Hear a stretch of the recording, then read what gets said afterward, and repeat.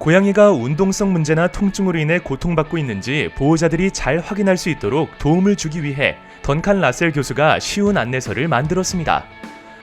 던칸 교수는 전 세계적으로 유명한 통증관리 분야 수의사이며 특히 고양이 통증이 전문입니다. 관절염이 있으면 어린 고양이도 늙게 만듭니다. 더 이상 놀려고 하지 않고 그루밍이나 점프도 하지 않고 깔집 트레이도 이용하려 하지 않으며 밖으로 나가려조차 하지 않는다면 이는 조용히 통증으로 고생하고 있다는 신호입니다. 관절염은 고양이에게 쉽게 진단되지 않으면서 몸을 약화시키는 질병입니다. 왜냐하면 고양이는 통증을 숨기는 방식으로 진화해왔기 때문입니다. 반면에 강아지들은 짐을 나르는 동물이었기 때문에 불편함을 자주 드러내고 동정을 유발하며 무거운 짐으로부터 보호를 받고자 하였습니다.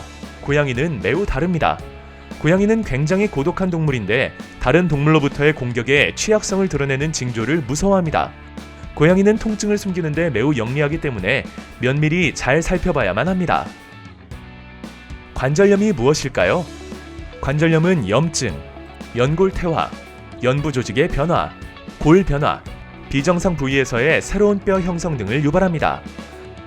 사실상 관절의 모든 부위가 악화되는 것이 아니고 이런 과정에서 통증이 유발되는 것입니다. 관절염이 있는 고양이는 고요한 고통에 시달리며 살게 됩니다. 그래서 조용히 고통스러워합니다. 통증을 드러내기를 별로 두려워하지 않는 강아지들과 달리 고양이는 잘 드러내지 않으면서 조용히 고통스러워합니다. 임상 연구에 의하면 고양이는 2살 무렵부터 관절염을 앓을 수 있다고 합니다. 또한 12세 이상의 고양이 중 90% 이상이 관절염이 있다고 합니다. 불행히도 그중 약 7%만이 수의사에 의해 치료를 받고 있다고 합니다.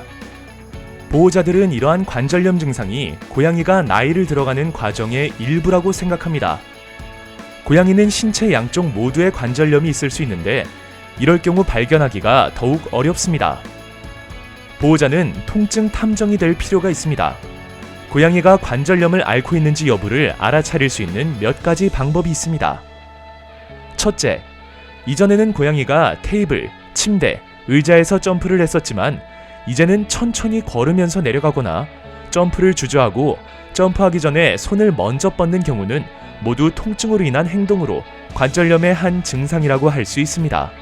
여러분은 고양이가 탁자나 의자, 그리고 침대에 어떻게 올라가곤 했는지 기억할 수 있을 겁니다.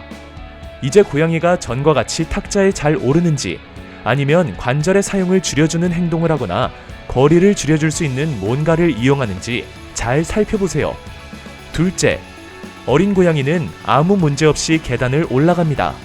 나이가 있는 고양이는 천천히 움직이고 조심조심 계단을 오르거나 토끼뛰을 하면서 어색하게 오를 수도 있습니다. 셋째, 고양이가 예전처럼 놀려는 의지를 잃을 수도 있습니다. 넷째, 화장실을 사용하는 것과 같은 간단한 일에도 문제가 생길 수 있습니다. 쪼그리고 앉을 때 겪는 통증이 아무 장소에나 소변을 보거나 방광염의 가능성을 높일 수 있습니다. 다섯째, 관절염이 있으면 밖으로 잘 나가려 하지 않고 잠이 늘어나고 자유롭게 그루밍을 하지 않으며 안색이 좋지 않아 보입니다. 여섯째, 관절염으로 인한 통증 때문에 공격적 행동과 불안 징후를 보일 수도 있습니다.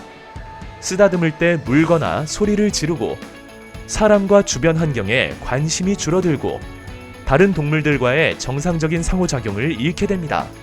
이런 모든 변화는 통증과 관련이 있습니다.